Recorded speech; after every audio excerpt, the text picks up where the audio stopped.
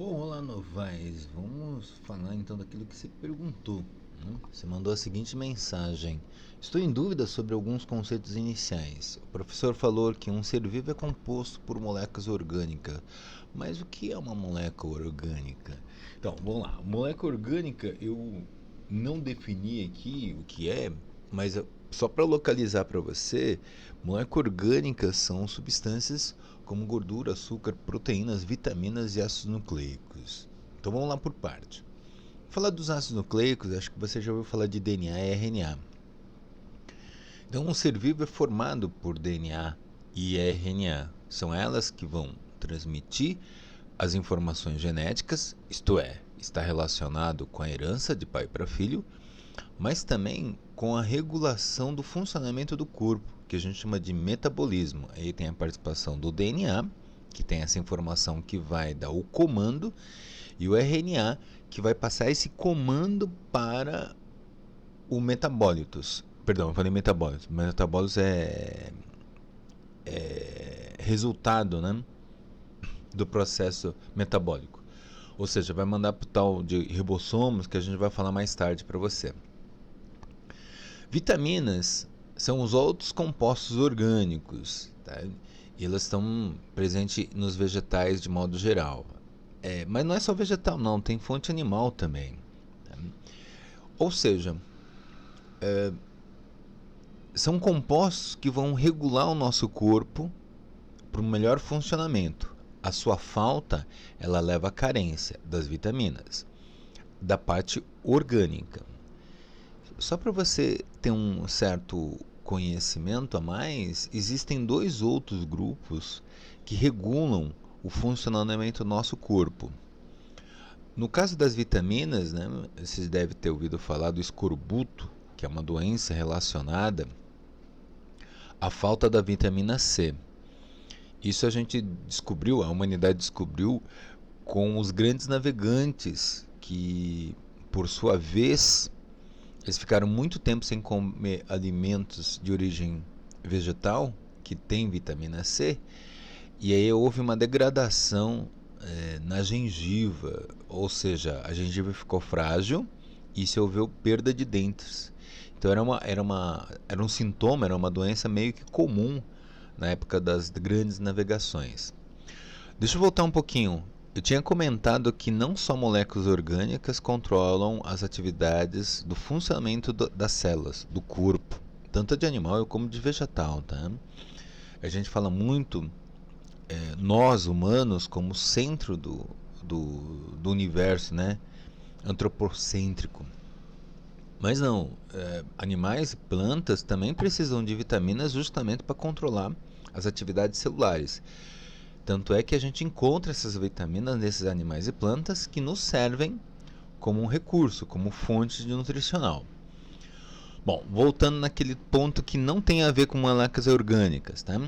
Que são os minerais, que é o ferro, magnésio, cloreto, sódio. Esses que também regulam já não são moléculas orgânicas, são inorgânicas.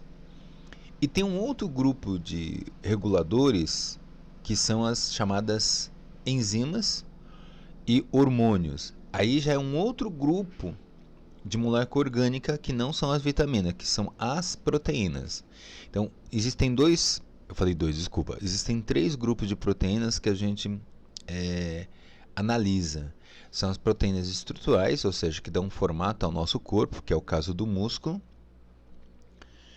E também tem as proteínas reguladoras, que são tanto as enzimas como os hormônios. Apesar que hormônio a gente vai chegar numa parte do conhecimento que a gente vai ver que existem dois grupos de hormônios.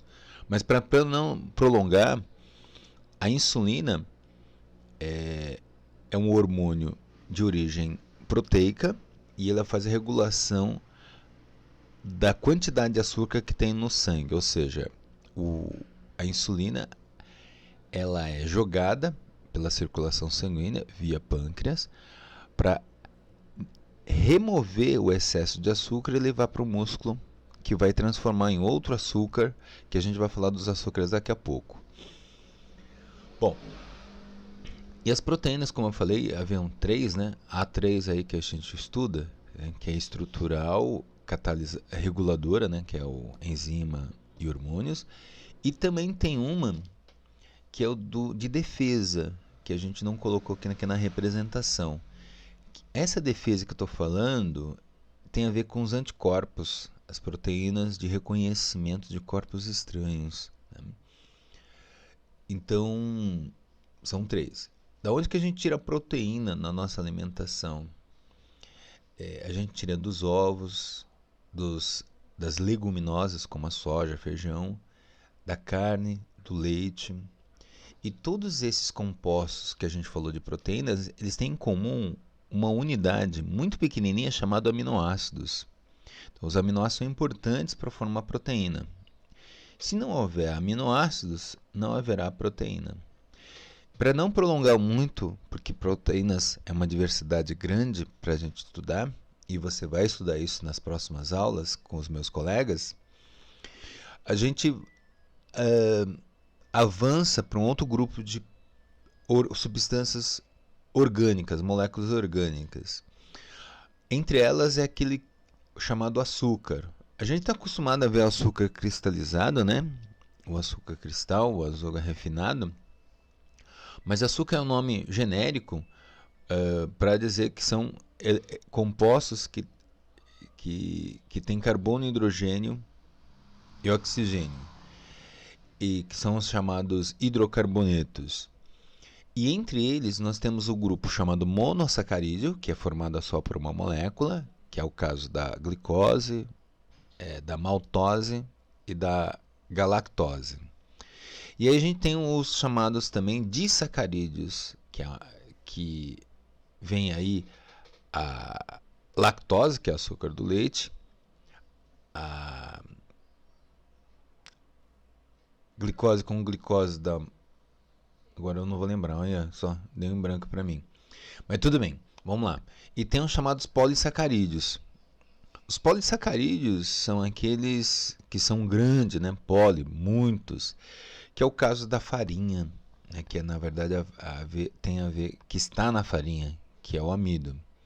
Além do amido tem o glicogênio, é um açúcar que se acumula nos músculos e no fígado.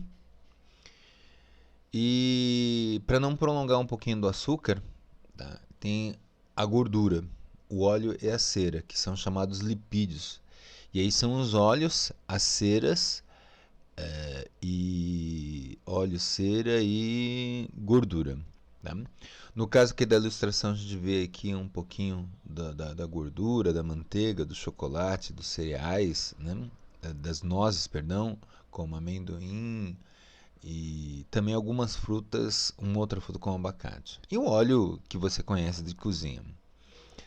Bom, uma coisa que eu queria acrescentar para o seu repertório é esses compostos, eles vão fazer parte de todos os seres vivos e eles estão agregados ali nas células, no seu corpo. Alguns vão ter mais substâncias, né, moléculas orgânicas, outros vão ter menos. Só por comparação, uma da diferenciação de animal e vegetal... Opa, passou um veículo aqui, desculpa. Entre os comparando animais e vegetais, os animais têm um teor maior de proteínas, enquanto que os vegetais têm um teor maior de glicose, ou melhor dizendo, de carboidratos, de açúcar. É um pouquinho óbvio para quem sabe, mas assim, os animais, eles têm como caracterização a movimentação. E o que configura movimentação a eles é a estrutura de contração e relaxamento que está presente nos músculos. E os músculos, por sua vez, são formados por proteínas. Já os vegetais, não é que eles não têm movimento, eles têm movimento, mas o movimento deles se restringe à pressão de água. E aí a gente vai falar um pouquinho disso lá em osmose, difusão, um pouco mais para frente. Ou seja, os movimentos das células vegetais não estão diretamente relacionados à contração muscular, mesmo porque eles não têm músculo. Então, eles não precisaram, não é que não precisaram, por não terem aminoácidos significativo para a formação de músculo, então eles têm um teor menor de aminoácidos, teor menor de proteínas. Se a gente olhar um pouquinho os vegetais, eles fazem fotossíntese, que produzem açúcar, produzem glicose. E essa fonte de glicose que está nos vegetais é o que configura ter um teor maior de açúcar no seu corpo vegetal. Como os animais não fazem fotossíntese, eles dependem da alimentação para adquirir esse açúcar, que vai ser depois consumida. Então, pela linha lógica, os animais teriam menor concentração de açúcar se comparado ao dos vegetais. Note que eu estou falando maior e menor, não significa que os animais não têm açúcar. É que a proporção de açúcar e proteína está muito mais ligada à proteína para os animais, em termos de quantidade. E os vegetais, em termos de açúcar, vai ter maior quantidade. Tá? Mas os vegetais não significa que eles não têm proteína. Claro que tem proteína. Se você olhar lá na parte do descritivo aqui na tela, nós temos a soja, que é um vegetal, e também tem proteína. Todos os organismos que têm capacidade de ter metabolismo e capacidade de perpetuação, ou seja, de reprodução, eles têm que ter o DNA. Então todos eles têm. Por isso que o seu professor falou que o ser vivo é composto de moléculas orgânicas, porque todos os seres vivos têm metabolismo, têm captação e transformação de energia, têm reserva de energia e tem regulação dessas operações celulares metabólicas. Por isso que ele falou isso aí, tá? Novaes, você fez mais outras perguntas, mas antes de eu avançar nessas respostas, queria que você olhasse só esse vídeo e se sentisse confortável. Porque se tiver mais perguntas sobre essa parte, eu gostaria de recebê-las antes de prosseguir por outros comandos que você se manifestou aí como dúvida, tá bom? Então fica meu abraço para você e sou uma pessoa que está trabalhando atualmente em 5 escolas e por isso que a minha lentidão ter dado esse retorno. Mas mesmo assim, um abraço.